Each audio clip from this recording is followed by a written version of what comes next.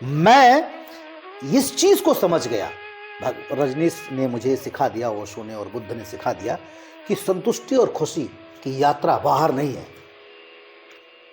अंदर है। एक प्रश्न सर बनता है इसी से, अक्सर लोगों को खुशी का आभास या फिर भौतिकतावादी चीज़ों को छोड़ देने का ज्ञान हाँ ये तभी आता है जब भौतिकतावादी जीवन जी चुके होते हैं। हाँ अगर महात्मा बुद्ध की बात करें तो वो भी एक राजकुमार थे जी चाहते तो हर मौसम उपलब्ध था उनके राजमहल में, जी किंतु एक आम आदमी जिसने वो जीवन जिया ही नहीं है जी उसकी तरफ उसकी इच्छाएं होती हैं, वो चाहता है कि आगे बढ़ें, तो उसको ये ज्ञान कैसे आएगा? देखिए सर, बुद्ध ने जो बातें बताई हैं, अब आप तो चाहे उसको भोग कर देखिए, चाहे उसका जो रास्ता, जो चीज हमारे जिन लोगों ने भी जो मना किया है, देखिए क्या होता है ना कि हमें प्रॉब्लम ये है कि हमारे लोग भी, हमारे आसपास के लोग भी तो वही जीवन जी रहे हैं ना जिसको हम जीते हैं। अगर हमें वो ज्ञान बचपन से मिले, हमारे आसपास के लोग, जैसे मैं अपने बच्चों को वो ज्ञान देना चाहता हूं कि मैं ये नहीं कह रहा हूं कि गाड़ी पे चलना गुनाह है, मैं ये बिल्कुल नहीं कह रहा हूं कि आपका महंगे बंगले में रहना गुनाह है, मैं ये बिल्कुल नहीं कह रहा हूं कि आप जो है फ्लाइट का इस्तेमाल ना करें, वही भौतिकवादी चीज है, पैदल जाइए। लेकिन आप एक बात बताइए कि जिस होटल में आप रहते हैं 3 दिन के लिए, 3 दिन के बाद जब वो छोड़ के निकलते हैं तो क्या उसके प्रति मोह लगता है आपका? कदापि नहीं। मेरा होटल छूट रहा है, ऐसा होता है? नहीं होता। जिस महंगे फ्लाइट से बैठकर आप उतरते हैं, क्या उसके लिए फिर रोते हैं आप? नहीं। क्योंकि आपके मन में है कि ये मेरी नहीं है। तो आप अपनी गाड़ी के लिए क्यों रोते हैं? फिर आप अपने उस फ्लाइट के लिए क्यों रोते हैं? सच बात है तो आनंद लो, नहीं है तो नमस्कार। अगर नहीं है तो उसके लिए पागलपन क्यों? कब आएगी, कब आए, ऐसा क्यों भाई? आप करो, आज प्रेजेंट में आप जिंदा रहो, अपना कार्य करो, इससे जो चीजें आएंगी आप उसको सहर स्वीकार करो। फ्लैट आया फ्लैट, बंगला आया बंगला, कॉटेज आया कॉटेज, रोटी आई रोटी, दाल आई दाल। अब इसमें आपको चूज करना है कि कौन सा चीज हमारे लिए हानिकारक है। आपको तो पता है ना कि ये दारू है, इसको पीऊंगा तो मुझे नुकसान करेगा, ये तो आपको चूज करना पड़ेगा। ये तो हाँ, ये बात सही है कि अगर मैं आज भौतिकवादी चीज़ों का इस्तेमाल करके मैं रो रहा हूं और मैं कहता हूं कि अच्छी चीज़ नहीं है, तो कुछ तो होगा, नहीं तो उम्र तो है मेरी ना अभी भी भोगने की। बिल्कुल। डिस्को जाने का मेरा मन अगर कहता है तो फिर बुराई क्या है? मैं जान लेकिन मुझे पता है कि हर आनंद की अपनी कीमत होती है। कुछ है नहीं, सिर्फ निरर्थक आवाज है, वहां शोर शराबा है, ढूं ढा ढूं, और कुछ नहीं है। बिल्कुल। अगर आप उसी ढूं ढा बोलते हैं कि बैठिए, लगाइए ओम का, थोड़ी देर करिए, आपके देखिए आपकी खोपड़ी में कैसा सुकून मिलेगा, वाइब्रेशन कैसे आएंगे, आपको दोनों में फर्क नजर आ जाएगा। सिनेमा की तरफ आते हैं सर, आपने अपने करियर की शुरुआत भोजपुरी सिनेमा से की जी, भोजपुरी इंडस्ट्री में एक नाम कमाया जी, एक मुकाम हासिल किया जी। इसके बाद हिंदी में आपने बड़ा अच्छा काम किया, तेलुगु में तो आपने गदर काट दिया। आपकी अहिंसा मैंने खुद देखी है जी, अमेज़ॉन पर है जी, आप लोग भी देखिएगा, अहिंसा है और जल्दी ही उसकी हिंदी डबिंग आ रही है।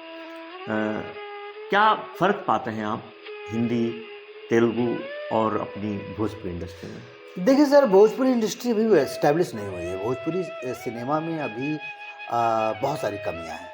वहाँ पर धन का अभाव है, वहाँ पर अच्छे राइटर का अभाव है, अच्छे डायरेक्टर का अभाव है, अच्छे प्रोडक्शन का अभाव है।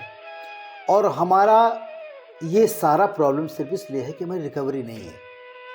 हम जितना बनाते हैं उतनी हमारी निकल नहीं पाती है पैसे, जबकि सबसे ज़्यादा भोजपुरी भाषी हैं। आप कुछ बता रहे थे 30 करोड़ के आसपास हैं।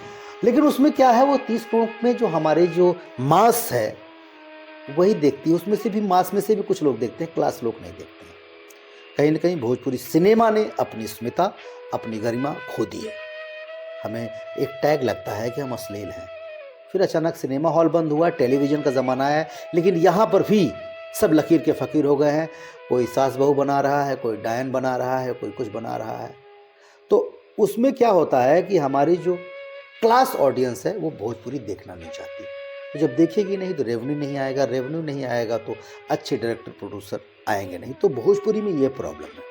तमिल, तेलुगु, मलयालम में, अदर इंडस्ट्री में कम से वो है। अब बहुत प्रोफेशनल लोग हो गए हैं, सिनेमा की बारीकियों को बहुत बखूबी जीते हैं। भोजपुरी में कम पैसों में भी अच्छा सिनेमा बन सकता है, लेकिन कल सिनेमा, आज स्क्रिप्ट मिली और 4 दिन बाद शुरू करना है, सेट पे स्क्रिप्ट लिखी जा रही है। देखा मैंने। हिंदी फिल्मों में ऐसा नहीं होता है, तेलुगु में ऐसा नहीं होता है। वो लोग प्री प्रोडक्शन 6-6 महीने करते हैं, लोकेशन देखते हैं, उनको पता होता है कि फला लोकेशन पर देखकर उन्होंने पूरा स्केच करके आए हैं, वीडियो बनाकर फोटो निकाल कर आए हैं, और उसमें कहाँ ट्रॉली लगेगा, कहाँ क्या लगेगा, वो सब पेपर पर तैयार रहता है उनका। मजबूत होमवर्क होता है। हम तो यहाँ आज बंगले में शूटिंग करते हैं और कल स्कूल ढूंढना है तो रात में ढूंढा जाता है। हम तो सेट पर पहुँचते तो हमें पता चलता है कि मेरा रोल क्या है। बहुत सारे हमारे डायरेक्टर प्रोड्यूसर से उनसे पूछ लीजिए कि स्क्रिप्ट दे दीजिए, तो उनका ईगो हर्ट हो जाता है। आगे स्क्रिप्ट क्यों मांग ली? तो ये एक बड़ी प्रॉब्लम है। हमारे यहाँ प्रोफेशनल लोग नहीं हैं और हमारे यहाँ इस गंभीरता को आने में थोड़ा वक्त लगेगा। हम वही कलाकार हैं। हमें तेलुगु फिल्म में तेजा साहब जो मेन विलन कराते हैं, आप किरदार देख लीजिए, वही मनोज टाइगर हैं। भोजपुरी में आधे से ज़्यादा लोग हमारा 10% भी इस्तेमाल नहीं कर पाते हैं। आपको क्या लगता है भोजपुरी को मल्टीप्लेक्स में आने में कितना समय लगेगा? बहुत टाइम लगेगा, कई जनरेशन निकल जाएंगी। इसके पीछे जनता भी है, इसके पीछे सरकार भी है। उत्तर प्रदेश और बिहार के जो मास क्लास लोग हैं, एजुकेटेड लोग हैं, अपने बच्चों को भोजपुरी बोलने ही नहीं देते हैं। अच्छा।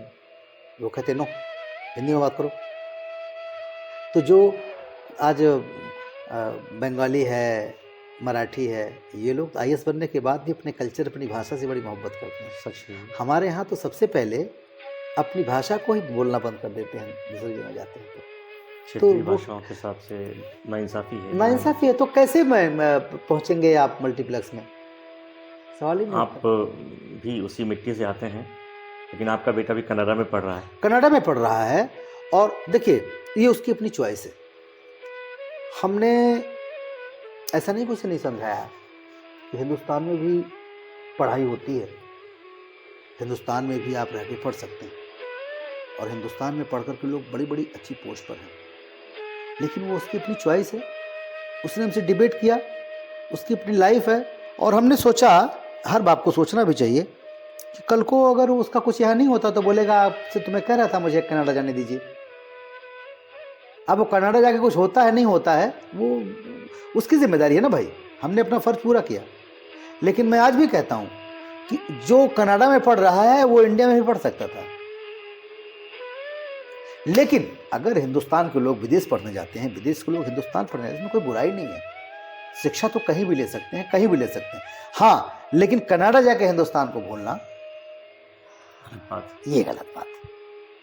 आपके पिताजी ने आपको रोका था मुंबई जाने का? कभी नहीं, नहीं रोका। बिल्कुल नहीं रोका उन्होंने। और उन्होंने मुझे किसी काम को करने के लिए नहीं रोका था। उन्होंने नहीं रोका। उन्होंने मुझे कभी नहीं कहा कि गांव वापस आओ। उन्होंने मुझे कभी नहीं कहा कि अपने गांव को मत भूलना। लेकिन मैं अपने गांव को नहीं भूला। उन्होंने नहीं रोका तो देश को एक अच्छा अभिनेता मिला, और आपने अपने बेटे को नहीं रोका, इस देश को क्या मिलेगा? हमारा बेटा को मैंने कभी नहीं कहा। हमने कहा तुमको अच्छा लगे तो कनाडा शिफ्ट हो जाना। लेकिन अब जब उसकी बात ही होती है तो मुझे फील होता है कि मुझे हिंदुस्तान की याद उसे परेशान कर रही है। वो बातों बातों में कहीं ना कहीं कहता है कि मुझे यहाँ सीख करके, यहाँ पढ़ करके मुझे हिंदुस्तान में कुछ करना है। तो अगर एक लड़का इंडिया से पढ़कर बाहर जाता है, इंडिया से बाहर जाता है, वहाँ पढ़ करके और वहाँ की चीज़ें हिंदुस्तान में लाता, तो बुराई क्या है? ये अच्छी चीज़ है। बस वहीं रहे बस जाना अच्छा नहीं है। हाँ,